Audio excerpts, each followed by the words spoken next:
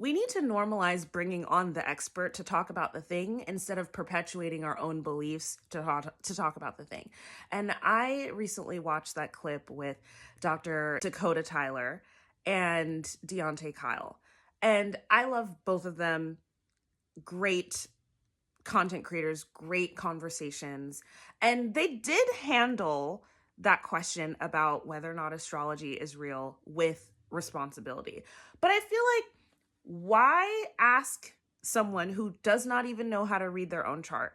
Why not bring someone who is an actual astrologer, who has actually helped thousands and thousands of people understand their experiences? Because, first of all, Dr. Dakota does not know anything about astrology, did not define astrology appropriately, right? Of course, there's no studies to prove that the stars affect our psychology, because that's not what astrology is. Astrology is understanding the positions of the planets, the positions of the moon, and how those positions, energy, affect the energies here on Earth. So that's astrology. Everything else is an intuitive interpretation of how these realities can influence how we feel, sometimes on a physical level, sometimes just what we're noticing. That's what it's about. It's not about judging people. It's not about predicting whether or not we would be, compatible. It's not about any of those things.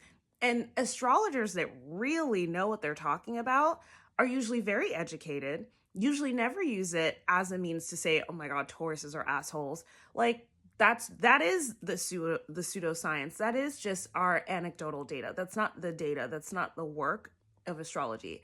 So that's the thing that I get frustrated on, especially when women are the ones who believe things. But it's like, women are the ones that are systematically neglected by science, right? I could go into any endocrinologist's office and none of them, not one of them, none could tell me what was going on with my PCOS and how to resolve it, how to reverse it, and how to get pain-free periods. Any rinky-dink TCM practitioner on the streets of LA could tell me exactly what was wrong and how to fix it within a month, right?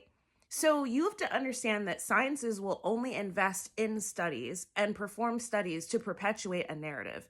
You cannot look at science without the historical and cultural lens of what stories we want to perpetuate. And that's why, yes, science is helpful and predictable and informative, but it is important to trust our intuition and all these other forms of intelligence, because that's just one framework to understand our world.